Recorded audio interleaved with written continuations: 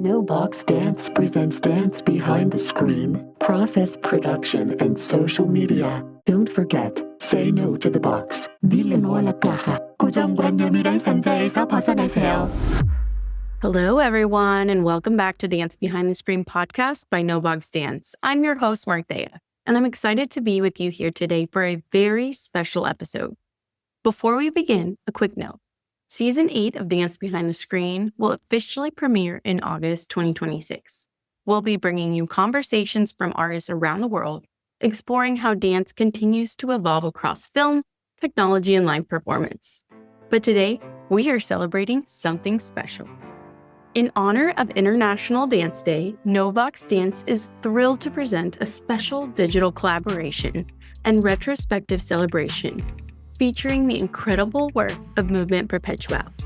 For 1 week only, from April 29th through May 6th, audiences around the world can experience a curated selection of their films, completely free, on our website. This initiative is part of our ongoing mission to expand access to dance on screen, support artists, and create a living archive of work that continues beyond the festival. Enjoy! Today, I have the absolute honor of being in conversation with the visionary artists behind Mouvement Perpétuel. Marlene, Philip, welcome. Thank you so much. It's lovely to see you. We're really happy to be here. Well, thank you both for being here. This has been a conversation a long time in the making. And for those of you listening, Marlene might be a little bit familiar to you as she's been in previous episodes of Dance Behind the Screen podcast. But for those who aren't as familiar with your work, could you both introduce yourselves and maybe share about the origins of Mouvement Perpétuel and really how this collaboration began? Sure. Do you want to start with that? So, if we go back right to the very beginning, Marlene and I first met at a dance audition. We were in Montreal and we were both interested in performance at that point. And there was a New York choreographer named Charles Dennis who had come to Montreal and he was seeking out local performers to be in his work. So that's where we met initially, and we had a great time. Yes, we both were accepted into the piece. It was a really fun audition period because it was a 2-week workshop. So we really got to know everybody, like from Montreal, like people I hadn't met before were there. And then we were selected to be in the work. And there's a nice bookend to the story because years later, when we end up at UCLA for the Dance Media Fellowship, Charles Dennis, the choreographer that Philip mentioned, was one of the other 6 fellows in our program. Yes. Oh, I love that. I love those. 16 years later, we met him, and he was also in dance media with us at that time. That's amazing. Wonderful. I love those small world moments, especially in dance. It's so exciting. And we were in touch with one another. Marlene had moved to the United States. We had been in contact. And then one day I received phone call, email. I don't remember what. I think it was almost early for emails. Yeah. We did. It wasn't that long ago, but no way it was. It was around 95 or something. Yeah, exactly. Yeah, I had moved to the U.S. with my husband. He was working, and I'd started my master's at the School of the Art Institute of Chicago. And the project that I wanted to work on was really to bring sort of 2 passions I had, dance and documentary filmmaking together. I'd already made dance films, but I was really getting interested in documentary. And I'd kept in touch with Philip over the years after we had initially met at that dance audition. And he was working as a journalist. He was doing a lot of really interesting work on dance and the arts in Montreal and globally.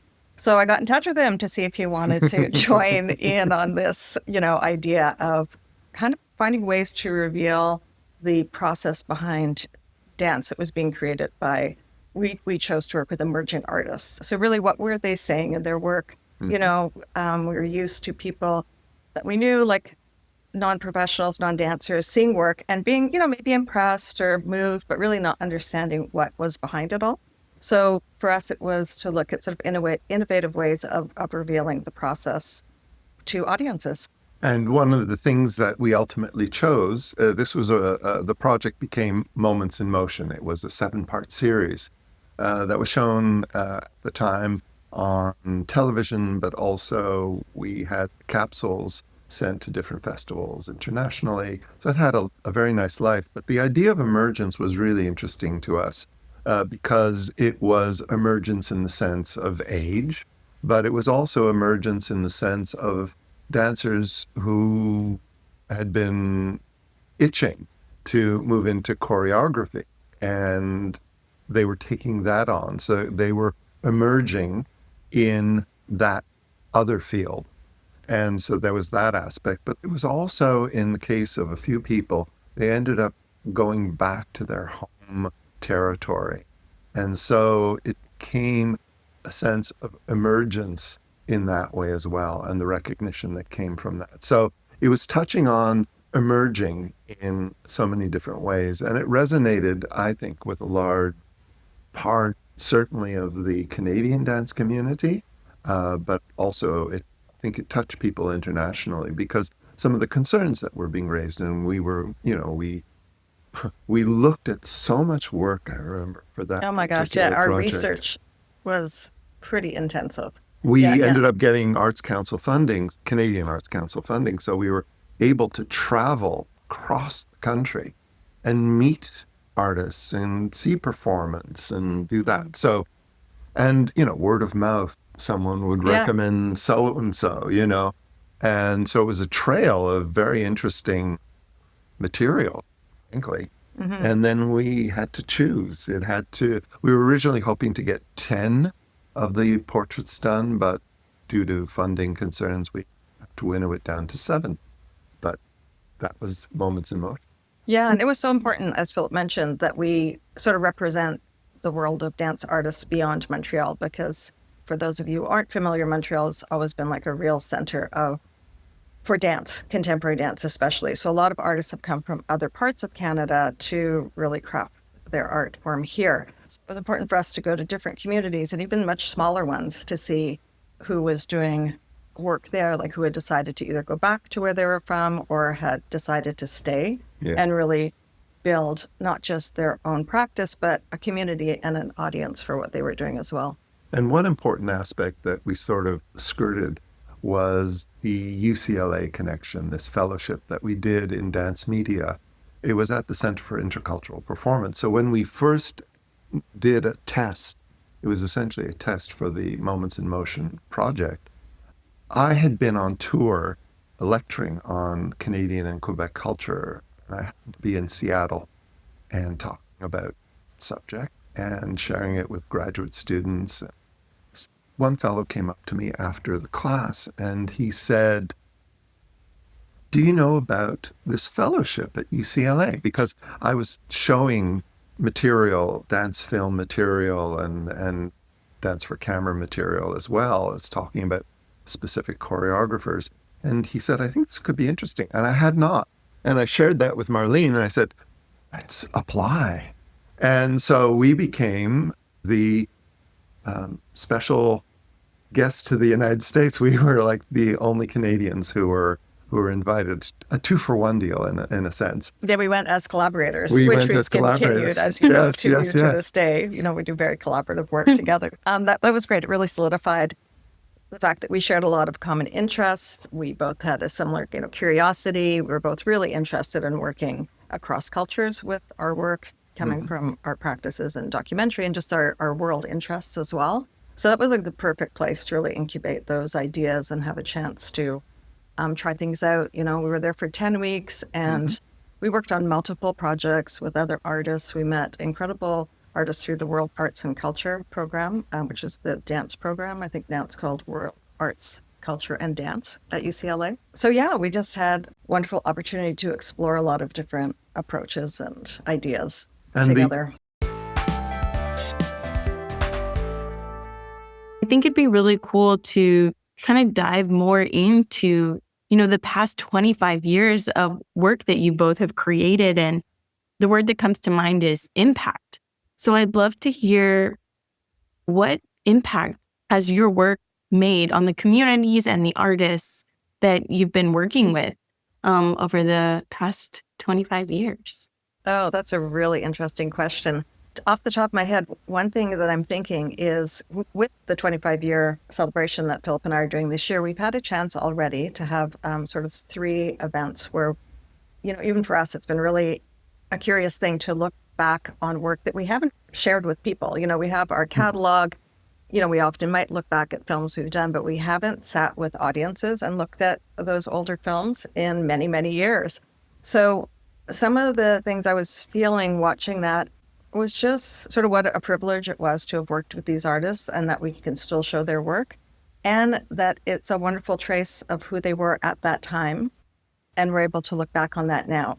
We're always moving to the next thing and the next thing. So I'm thinking of how we worked then and how we work now, but also to see their work and have a chance to go back to this really present moment in their practice and keep that. So I think it reveals to audiences things we might have forgotten, definitely for the artists themselves to have that work, having had that work become something other than the live performance that it was. I think something at kNOwBOX, we too really value kind of this life of the work post-festival specifically for dance films, because, as you well know, so much time and energy, and you just give everything to create these films and these products. And then, they live on the circuit and things like that. But then what happens next? And that's something we're really passionate about, is how do we create these distribution opportunities for filmmakers and their work post-festival?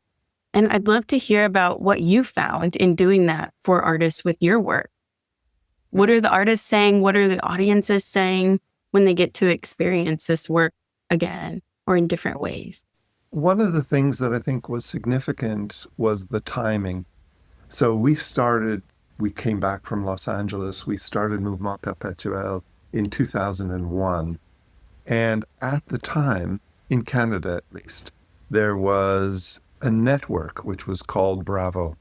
And there was a fund called Bravo Fact. And Bravo Fact enabled creators to produce up to 6 minutes of an artistic film. And it covered all of the arts, from poetry to architecture to dance, etc. And we were, I'm going to say, fortunate over a series of years to be able to create how many? 7 short films. So not only did it go to a festival circuit, it was seen on Cable Arts Channel, which was broadcast nationwide in Canada. So not only was the impact felt by artists themselves, it was felt by viewers because they were strategic in placing these short artistic films between highly popular series like Law and Order and Sex and the City. And you would have this little artistic gem in between, which meant that, I don't know what the numbers were, but if you can imagine, large numbers of people were, unbeknownst to them, suddenly watching dance on film, right? It opened up a whole different understanding of what these art forms could be. Well, there are so many festivals now. Like there are what we would refer to as like core festivals, like kNOwBOX, certainly, and other ones. But there are so many festivals. That's both a good thing, but it's also a bit of hindrance as well. I would just say to really try and share your work through festivals, but to be really judicious about what festivals you choose to send your work to, because they can be very expensive. I mean, think about what the subject matter is. Even if it's the most abstract, experimental kind of film that you're making, there are ways of framing that for your application and thinking about which festivals you want to go to. It's also in the language that you use. How do you write about your work? That's another important. We also know that people are watching screeners on a computer, and the attention span, I'll just put it this way, it can be quite limited, only because perhaps it's daunting when you have 600 films that have come your way and you have to siphon through all of them. And then, like as Philip's saying, in the writing, sort of what is your film? Where's it coming from? Like, I think a personal connection to why you've made your film is something that could go a long way. And then sometimes it's to look beyond the dance film circuit as well. Like we made films as dance films, but then we realized, oh my goodness, like this works in LGBTQ festivals. It works in festivals on identity, colonization. Like, I mean, there's just so many categories that your work can fit into, or, other platforms as well. And I'd love to kind of hear, how are you thinking about describing dance film or screen dance, or if you had to kind of give it a definition? I'd love to hear your thoughts around that.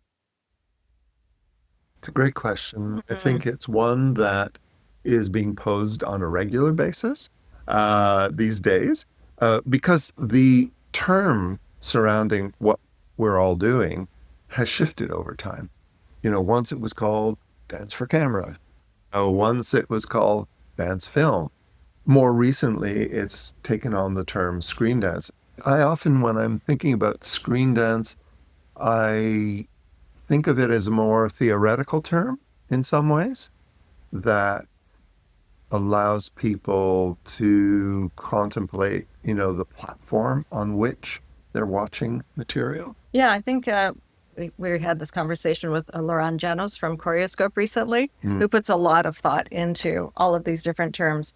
And so there's kind of this understanding that perhaps screen dance is the umbrella term under which there's, video dance, which is distinct from dance film.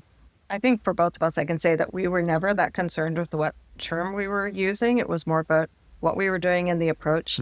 I think dance film also just comes from our practice as filmmakers, having, studied film, and coming from that world where, we still were referring to film as distinct from video, but most things are shot on video now. It's not even video anymore. It's, a digital format. But I think it really comes down to how you're treating the subject, if that's dance, or is it the film, or is it this wonderful hybrid connection between both, and it becomes something absolutely new. I think that's pretty much our definition of it, that it's not something you're going to see on stage. It's not something you're going to see on film, where somebody filmed something that was on stage. It's not purely frontal. It's really revealing things through the dance, through the camera, that has an equal understanding one of the other. And if we work with existing work, say, you might want to say we're adapting the work, we really try and have our crew as informed as the dancers are, and them likewise. So we create a shared language so that everybody's on the same level in understanding. So, sometimes we come up with really fun terms to refer to a section in the dance that everybody will understand, whether it's like the grip or the camera operator or the dancer or the choreographer. So we really try and break down the barriers or the difference between the two sides of the camera. Yeah, there's many different ways, but I think that wonderful sort of connection between the two, 50-50 is yeah. And I also think historically it's interesting to go back and begin to at least consider, well, when did we start talking about video? Well, it was late 60s, the early 70s for sure, where people were embracing a new technology. And again, if we use, more theoretical terms, it's the idea that film was a warm medium, whereas video at that time was considered a colder medium. It was because of the way that the celluloid and luminescence with film stock allowed for a certain kind of aesthetic to come forward. In the very beginning, you're talking about electrodes, and that's how video came to be. And so video art was its own special artistic medium, and that evolved over time. And when you're talking, for instance, about, as Marlene said, everyone is operating on video, everyone is operating, well, not everyone, and there are projects still made on film, but we've gone into a digital medium. Well, all of the cameras that you can have, they have shifted in the technology. So this notion of warm and cold, which were real divisions at the very start, that has shifted enormously. So the technology has allowed more people to grab onto, say, their phones and begin to film dance. And when I say people, I'm thinking about dancers, choreographers, who now take it on as something, an extension of what they do. I think what's interesting is to look at all of that material and begin to understand what is out there. I think there's a lot. Definitely. And I think even, like you mentioned, Marlene, I think even the word like screen dance can be limiting, especially now, with VR and AI and things like that. We might not even be watching this medium on screens. Maybe you're watching it in your glasses and things like that. So I think it's really exciting to hear the reframe that steps away from, I guess, the terminology and spending time focusing on that, but rather like what it is that you're doing.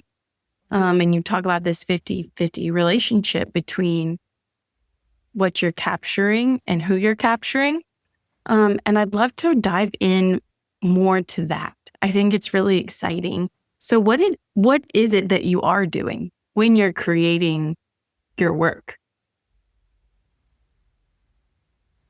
Each project has its own sort of set of, I don't want to say rules, but approaches or ideas. Well, I was thinking one of the things that always is on the table when we're considering a next project is who do we want to work with?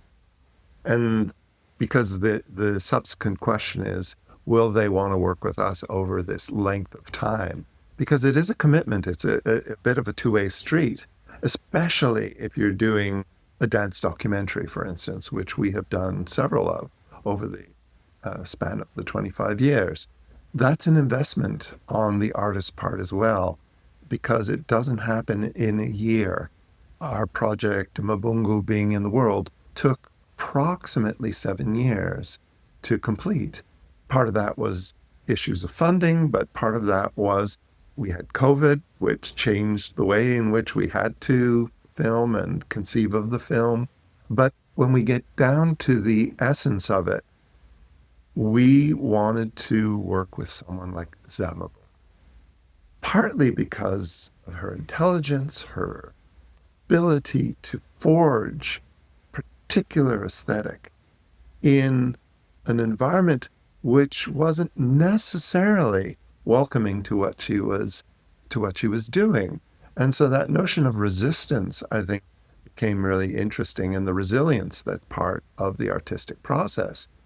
And I had had the wonderful opportunity over the years as a writer, as someone who teaches, to be in conversation with Zab over the span of, I'm going to say, close to 30 years. I was going to say 40. Actually, it's probably true. And so there's documentation of the writing that I did or the conversations that we had. And then you're talking about trust. Who do they want to trust with putting their lives forward on camera? A lasting document, that became important. And the fact is that no one had created a long-form documentary on Zab Exactly. up until that point. Yeah. We had, again, leading up to that project, that we really thought we wanted to do a documentary again, and it was so important of who we would work with. So Philip and I had a lot of conversations around that. And when we decided on Zab, we were both equally excited. Philip for having known her so long, and for myself, like, she's one of my neighbors practically. She lives really close by. She's somebody I've seen forever. I kind of know her work, but I didn't know her as a person. So I was really excited to get to know her, but through the process of making this film.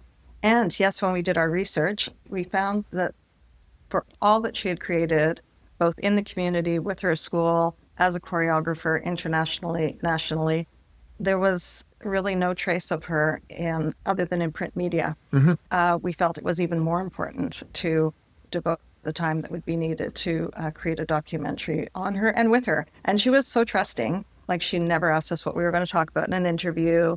She, was always available. She handed over her archives without a question, and has to this day not seen the film. Yes. So, What? yeah, she said, I showed it to my family. and they said it's really good. And she even went on tour with us the UK, and she would just not come in while the film was screening. Wait, why? For the Q&A. I don't know. I like the idea of the film, but I don't need to see it. Yes. And, she's not the only one. Byron Chief Moon, whom we've worked with on a number of projects. Yes. We made a documentary on him, and Butte is the short that we made with him. For Bravo Fact, he has not seen the work either, apparently. I remember I was in Vancouver. That's so crazy. It was screening there, and he came in for a short bit and left. Yes, well, likewise in Montreal, him and I walked down to the theater. He came in, and then the lights came up, and he was outside. He just didn't want to. I know. Well, I guess that certainly speaks to this trust that these artists have of you and the work. They don't even want to see it at the end. So I do think it starts with the conversations, It starts with the interaction. The same goes for the work that we did with Crystal Pite, Lost Action Trace. The genesis of it, the start of it, was, again, I had met Crystal as a journalist. We had had wonderful conversations in that capacity. Then you go out for a cup of coffee. She wanted to talk to me about something else. And then it was just circumstance. We were at the National Film Board of Canada wanting to do a project. Her name came up, and that was just an opening to develop something further. Yeah. And I think we put her name forth because we're like, if we're going to get embark on this very complicated project with the National Film Board. Again, we like to do it with somebody that we've not worked with, that we're really excited about. Philip and I both worked at Jacob's Pillow Dance Festival in Massachusetts, and we'd seen her work there, elsewhere as well, but we had the chance to meet with her at that point. And just to build that relationship. And she came in as a co-creator on the project as well, and was able to take, together we selected a work, and then she was able to re-choreograph it from an evening length's work down to the 3 minutes that was going to be the 3D film that we recreated with her. So that was its own special creative process that we hadn't done with any of the other films to that point. When you think about Shantala Shivalingappa, with whom we've had such a glorious relationship with in creating Bhairava and its companion piece, which was a short documentary called Discussing Bhairava. Shantala, it was just a chance. I was working at Jacob's Pillow as a scholar in residence, and one of the performances, in that capacity, we cover performances. We talk about the works, we talk about the artists, we frame it for audiences. And so I got to know Shantala's work quite well. I mean, I did lots of research. There was the chance to interview her publicly, et cetera, et cetera.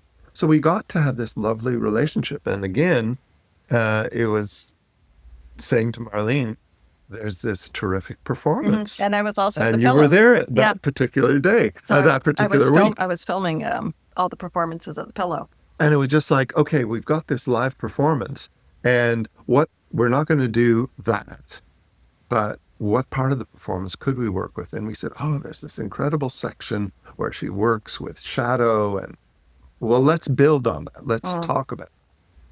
Shantala was, let me just say, the most open and welcome individual with such an incredible history and such an artistry. And it was a delight to go through the various stages of developing a project. And that took years, but when it got rolling and we decided that we were doing a dance film and we were going to do it on location, Shantala was fully involved in the project in a way that no artist really had. And she was there from A to Z. She was there through the editing process, so the post-production phase, because she wanted that the film would get it right. Actually, we wanted the film to get it right. Yeah, we did. She was completely open to it being any which way. We could have completely restructured her whole choreography. Yes. But we wanted it to be true. That's true.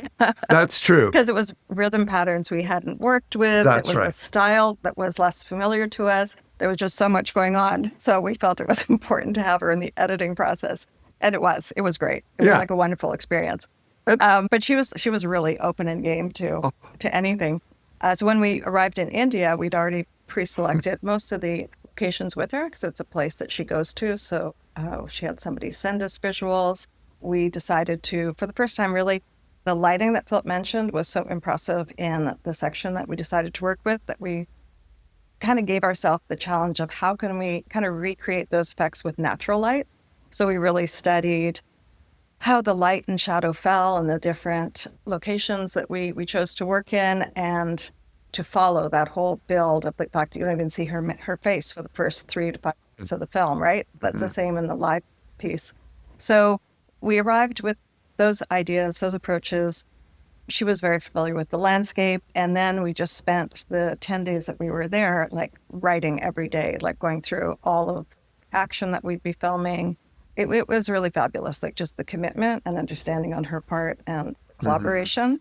What went beyond Philip and I collaborating was Philip, Shantala, our cinematographer, this whole crew that we had in India. It was a really incredible, intensive collective experience. Yeah. What is the conversation that you want to have with an artist? What is that relationship that you want to build? And what are kind of the inherent qualities that make, or you hope will make, a film work?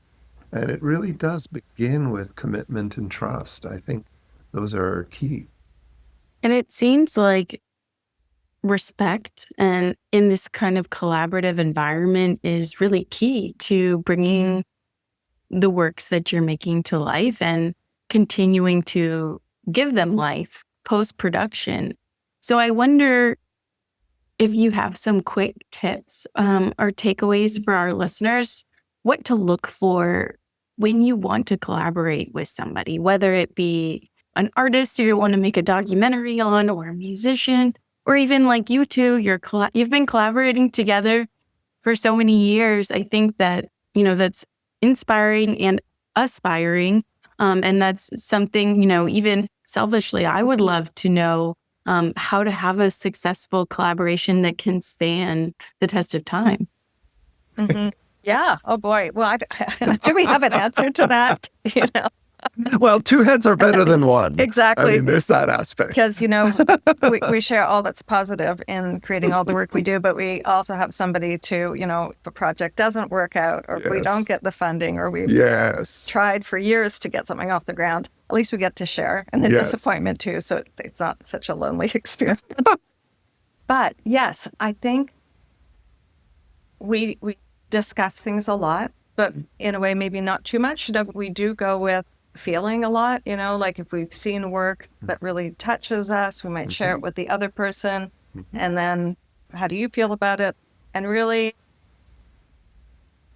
trust our instinct, because I don't believe you can create for an audience. You have to create for yourself and then hope that what you've created will connect with somebody afterwards. But I think if we're trying to chase an audience, it's not the right direction to take, because you're never going to know what anybody wants to see. So it's really having sort of faith in your decisions and clear communication if you are collaborating with, say, a choreographer or a dance artist, and you sort of sharing what your vision is and being open to receive what their understanding and what their expectations are. I mean, I suppose some projects wouldn't go beyond that conversation if it just doesn't feel like that there's a mutual interest or belief that this could become a new work in itself. Thinking of the films that we have in the collection that are showing along with this, the one we didn't speak of was Butte with Byron Chief Moon. So we had done a short documentary with him, full-length documentary with him, and the short film Butte. So we've gotten to know him really, really well. So there was a great trust. Like when we put out the idea of making the dance film after having done the short documentary, and we were in the midst of doing the long one with him, we were really interested in what he wanted to explore in doing a film. And different from a lot of the other works we did, it was not choreographed. It would be created really on location in a very, very meaningful location for him, because he has such a strong connection to the land that he's from. So we decided to create sort of tableaus, which I feel is like a very choreographic way of working. Like if I go back to when I was a young dancer in choreography, it often worked, with these sort of tableaus, right? So it was something that he was really comfortable with. We decided to work on film, so we had a very 16 limited millimeter, we knew we would only be able to film like 10 minutes at a time, and only so many 10 minutes because we couldn't afford much film footage. But there was that trust. So it was like conversations, writing back and forth. I recently shared some correspondence that we had with him, with a younger filmmaker who's going to be working in a similar situation. And just always asking lots of questions. Yeah. Sharing your ideas. I think there couldn't be anything more challenging than everybody showing up and there's not a plan. So even if it's going to be based on improv, we have a really solid plan in place. We're doing it over the arc day. Like, what's the vision of your whole film? Like, if you're able to share that, the more you can share, I think, the more success you'll have as a collaborative process. I want to add that in all of the cases that we've talked about, part of it is to respect, part of it is to be humble, because you're embracing someone else's culture. You're having to learn a lot and be open to a lot and listen to what is surrounding you. And that's a constant kind of opening that is necessary in terms of what we're doing. Absolutely. I mean, I feel like we have a foundation that just keeps getting deeper and stronger, Yes. And we so enjoy working together. And all the people that we work with, we love working with, And I think that's like sort of one of the pluses in what we do. There's not like you're going to make a lot of money doing this, or you're not going to get really famous necessarily, but we do something that we are passionate about, we really love and enjoy. And we always try and work with people in all the different capacities, people that we admire, we respect, and we like a lot. Yeah. And we can have a good time. Exactly. Thank you both so much for sharing your work, your insights, and your time with us today. It's been truly an honor to reflect on what you've built together and your contributions to the field at large.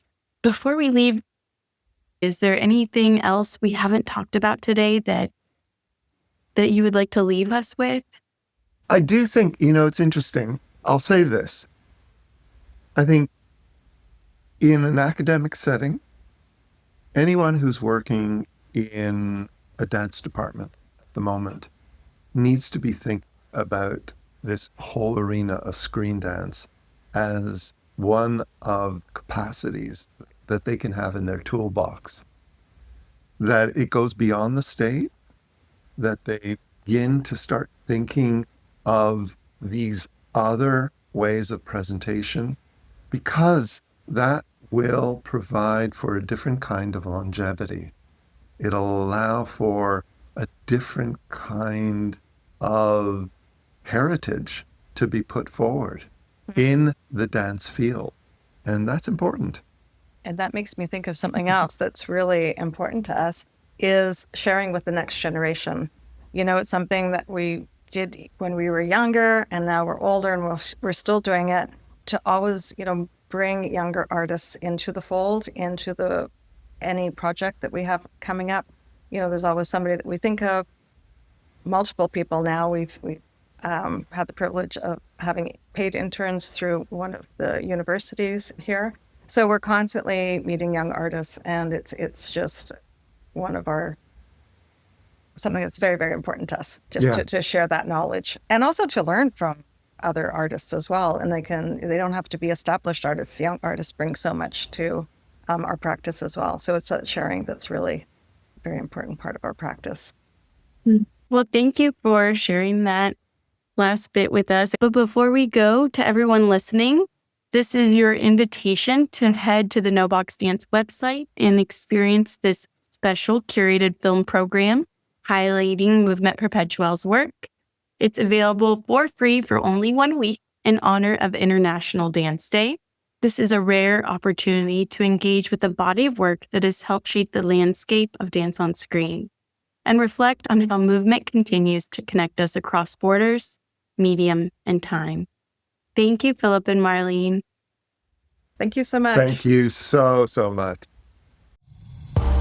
Thanks for taking your time to tune in to Dance Behind the Screen, a bi-monthly interview series where we go behind the screen to question process, product, and social media.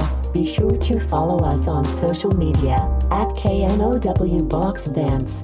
See you next time, and don't forget to say no to the box.